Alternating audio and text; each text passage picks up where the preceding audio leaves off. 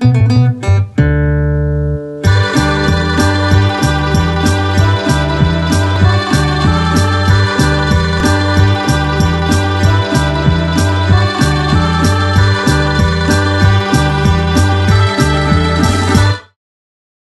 morning, everyone. So I will dive in directly to my presentation, Sustainable Food System, a Paradigm Shift.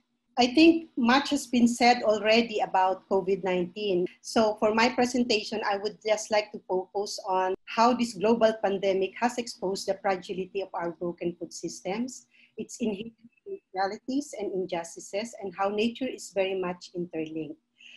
Over the last several decades, we have seen profound changes in the way food is grown, processed, distributed, consumed, and wasted, which have resulted in the creation of food systems that increasingly push climate change, biodiversity loss, shifts in nutrient cycles, particularly nitrogen and phosphorus, and land use beyond the capacity of our planet. The increased occurrence of viruses is closely linked to food production and profitability for big industrial corporations. Investments reach forests and smallholder farms, even in the remotest areas, driving deforestation and development, which lead to disease emergence. The disturbance through conversion of forests and lands caused previously boxed-in pathogens to spill over into local livestock and human communities. Although we have this problem now of the pandemic, we are also saying that it is closely linked to the productivist narrative. While COVID-19 is a major threat to food security, we all know that the state of food security and nutrition, even before the outbreak of COVID-19, was already alarming. Some staggering data on the state of food insecurity and malnutrition were already presented on day one. Like climate change and other challenges that family farmers are now facing, our broken food systems are results of a cycle of destructive practices and policy choices that worsens imbalances of power.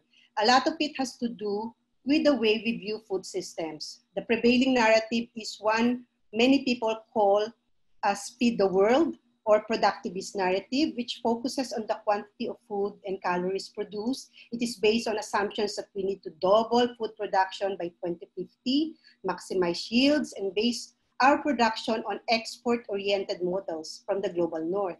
Efforts to minimize the social, health, or ecological costs are considered but seen as less important than the goal of increasing food production to feed the world. And because of this narrative, the full picture is often lost from view. Here, I would just like to highlight how data show that increase in agriculture has already far outstripped the population growth. You can see from the slide that there's a lot of production already, and it's growing faster than its population, but only 43% of the global cereal production is used directly as food. So you can see here that the remainder, 36%, is used for animal feed, and the rest are used for other industrial products. The same is true with how the agricultural land acquisition for crops in million hectares, according to destination of use, can be seen in this chart.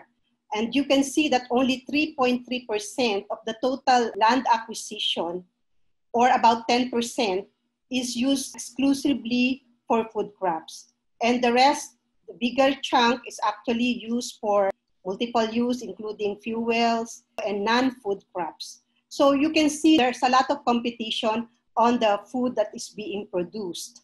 And we can say that the world trade has enormous impact on agricultural policies in many developing countries.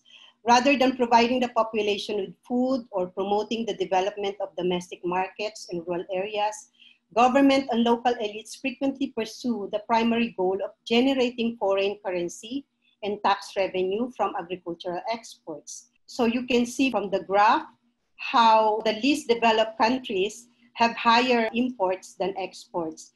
And apart from minerals, the 48 poorest countries of the world, or the LDCs, have hardly any other export products than agricultural commodities. So neglecting domestic food production in favor of the cultivation of cash crops has caused high import bills for them. As net importers of food, our countries become dependent on world market prices, over which we have no influence. The least developed countries and the poor in rural areas are the losers of global trade and its ongoing liberalization. As net buyers of food, we are extremely vulnerable when there are pandemics like what we have now. Food exporting countries will naturally prioritize their own needs. In the Philippines, for instance, we are now importing maybe 60% of our food. That was already a problem even before the crisis. We have no food security, even in basic crops like rice. And yet, our domestic agricultural sector is largely unprofitable. The only one that makes real money are those exporting cash crops. So the retreat of the states from agricultural production has really resulted to corporate concentration.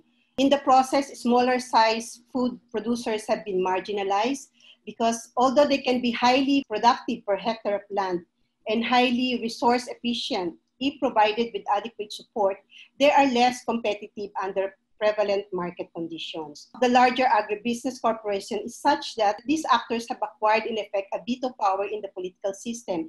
In effect, the global food security is now in the hands of a big corporation, which is really scary. So the prevailing narrative has resulted in unsustainable food systems that harm human, ecological, and animal health.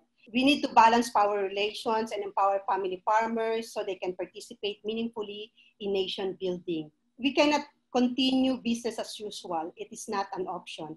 Transformational change is a must. The crisis has exposed the weaknesses and the underlying risks, inequities in our food systems. Obviously, we cannot go back to the same broken systems. We need radical change if we want to be more efficient, sustainable, and eventually achieve genuine food security and avoid another disastrous pandemic in the future. We need to facilitate urgent transition to sustainable food systems. We hope that the lessons of this pandemic will help diverse actors identify and prioritize the policies, practices, and business models that align human, ecological, and animal health outcomes. So instead of intensive farming, the emphasis has to shift to agroecological farming systems. Apart from the strong environmental benefits of agroecology, which we all know, it also provides social and health benefits. Diverse farming systems contribute to more diverse diets for the communities that produce their own food, thus improving nutrition. We need to rebuild our local economies based on agriculture. The first and foremost requirement is to accept the important role of agriculture can play in revitalizing the economy in the years to come. The economic concept that encourages farmers to be forced out of agriculture to the cities where cheaper labor is needed has to change. If agriculture becomes economically viable, the rural economy too undergoes a rapid transformation, thereby drastically reducing the rural-urban migration. Local food system can be rebuilt through appropriate investments in infrastructure, packaging and processing facilities, and distribution channels, and by allowing smallholder farmers to organize themselves in ways that yield economies of scale and allow them to move towards high-value activities in food supply chain. Also, the traditional food, including the neglected and underutilized plant species, that are found in the local food systems are proven to be of high nutritional value, which can boost immunity system, a highly relevant factor for mitigation strategies in these types of pandemic. To help sustain these efforts, capacities of smallholder farmers and indigenous communities, especially women and youth, should be enhanced.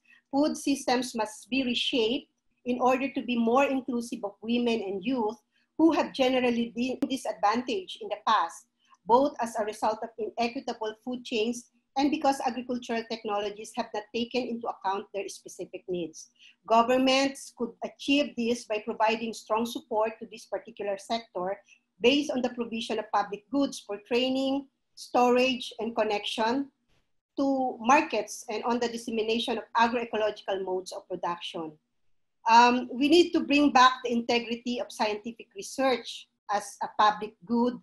The intellectual property regime has eroded the values of scientific researches in such a way that most agricultural researches now are done to serve the interests of big corporations instead of serving the family farmers.